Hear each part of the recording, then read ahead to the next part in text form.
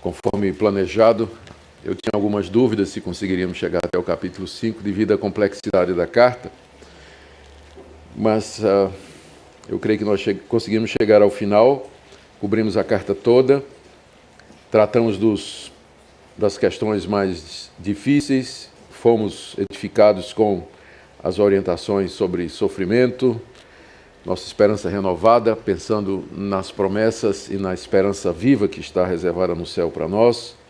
Fomos desafiados pelas exortações a viver uma vida santa. E agora, no final, nós temos algumas orientações de Pedro aos líderes das igrejas às quais ele escreve, e algumas orientações gerais referentes a como devemos nos tratar uns aos outros, ainda alguma coisa sobre sofrimento, muito pouco, e as recomendações finais da carta. Então esse é o capítulo 5. Vamos orar pedindo que o nosso Deus nos ajude a compreender a sua palavra mais uma vez. Ó Deus, graças por essa temporada que se encerra, bendizemos o teu nome, por tudo que aprendemos, vimos aqui pelas músicas, testemunhos, exposição da tua palavra. Pedimos, ó Pai, que mais uma vez, no abrir da tua palavra, teu Espírito Santo nos conduza à sua compreensão, edificando o nosso coração, a nossa mente e nos ajudando a saber como devemos viver aqui nesse mundo. É o que pedimos em nome de Jesus. Amém. Eu tenho 4 pontos aqui no capítulo 5. O primeiro, uma orientação que Pedro dá aos presbíteros que havia entre as igrejas. Está aí do verso 1 até o verso 4, essa divisão é muito clara. Depois, em segundo lugar, há uma orientação que ele dá aos jovens, no verso 5, para que eles sejam submissos aos mais velhos. Ainda no verso 5, ele fala do trato geral uns com os outros, que deve ser de humildade, que vai até o verso 7. Do verso 8 até o 9, ele volta a falar de provações e de sofrimentos e de dificuldades. Só que aqui, pela primeira vez na carta, ele identifica alguém que está por detrás dos sofrimentos e perseguição dos crentes, que é o diabo. É a única vez que ele vai falar do diabo na carta e deixou para o final. Então, ele identifica Satanás aí nos versos 8 e 9, como sendo o leão que ruge e que está por detrás, na verdade, de todo aquele sofrimento e perseguição que a igreja estava passando. Como então resistir a Satanás? Está aí de 8 a 9. De 10 até 14 são as recomendações finais de Pedro, um encorajamento no verso 10, de que nós podemos confiar que o Deus que começou a sua boa obra haverá de terminá-la.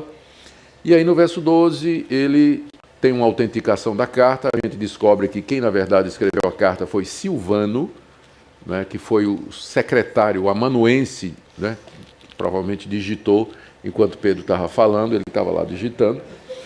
E saudações, versos 13 e 14, e a bênção apostólica no final, paz a vós outros que vos achais em Cristo Jesus. Então, esses são os meus pontos hoje de manhã, no capítulo 5.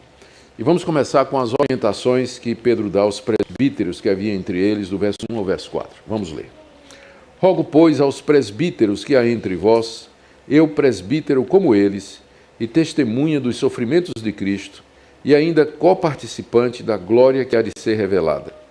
Pastoreai o rebanho de Deus que há entre vós, não por constrangimento, mas espontaneamente, como Deus quer.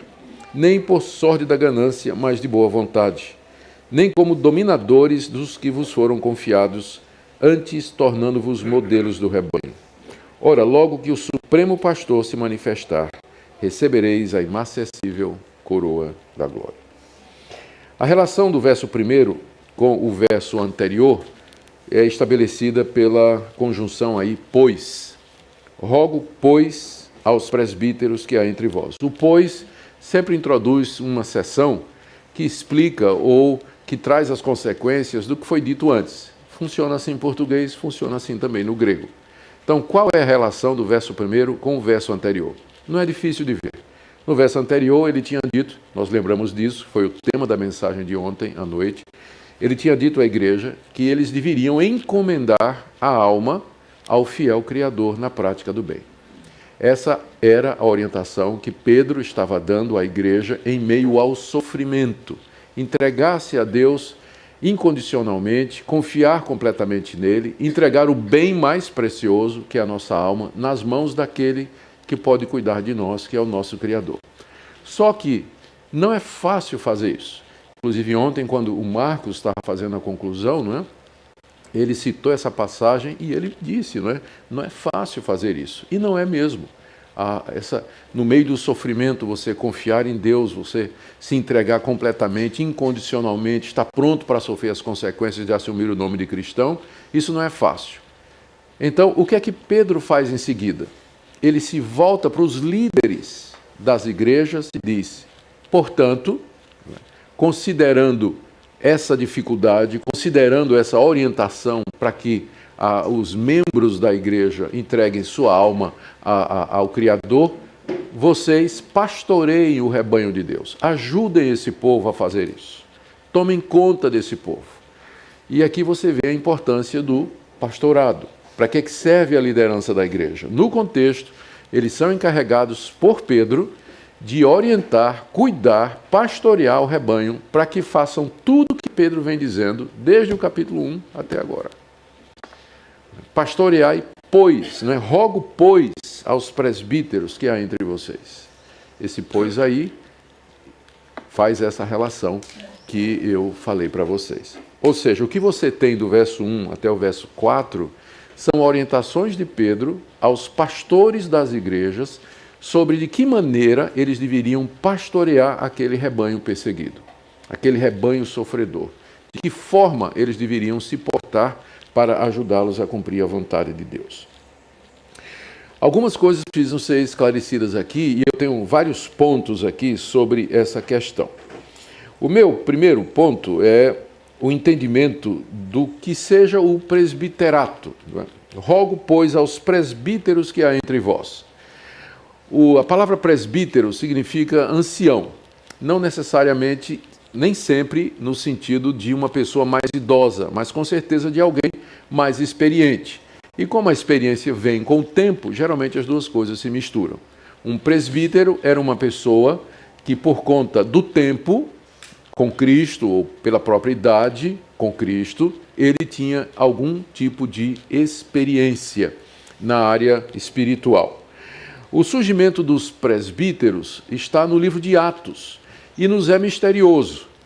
O surgimento dos diáconos é mais fácil a gente identificar. Está lá em Atos capítulo 6. Houve um problema na igreja de Jerusalém. Quem comandava a igreja eram os apóstolos. Eles faziam tudo. Surgiu um problema relacionado com a área social, que era o cuidado das viúvas. Os apóstolos corretamente entenderam que não dava para eles se dedicarem a ministrar o pão diário, distribuir a cesta básica para as viúvas. Então, o que é que eles resolveram? Eles orientaram a igreja a eleger um grupo que cuidasse exclusivamente daquela parte. E ali você tem em Atos 6 o surgimento do diaconato. Pedro diz, escolham 7 homens de boa reputação, cheios do Espírito Santo e de sabedoria, e vamos encarregá-los desse importante negócio, para que eles cuidem. E nós nos dedicaremos à oração e à pregação da palavra. E aí surge os diáconos. Mas o surgimento dos presbíteros não é contado no livro de Atos. Eles aparecem a primeira vez em Atos 11, ao lado dos apóstolos, tomando decisões. Então, nós imaginamos que aconteceu o seguinte: os primeiros cristãos eram todos judeus, e eles frequentavam as sinagogas.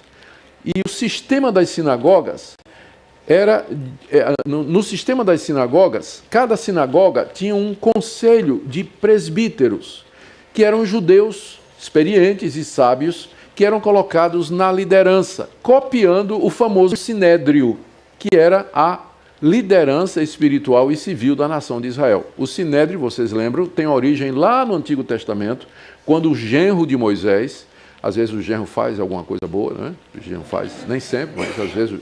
ele era o sogro, então é o contrário. Às vezes o sogro faz alguma coisa boa, né? Virou contra mim. Então virou contra. Então o sogro de Moisés chegou para ele e disse: Moisés, o que você está fazendo não está dando certo. Você passa o dia todo atendendo 1 milhão de pessoas. O pessoal fica no sol esperando, não tem jeito. Então você vai instituir homens cheios de sabedoria e você vai distribuir a tarefa com eles. E ali que surge o Sinédrio, o Conselho da Nação de Israel. 70 anciãos que eram responsáveis pela administração das coisas espirituais e das coisas civis da nação de Israel. Esse modelo foi copiado em menor escala na sinagoga. Então era natural. Quando os judeus se converteram e eles começaram a se congregar na própria sinagoga deles, leia-se igrejas, qual era o modelo que eles conheciam?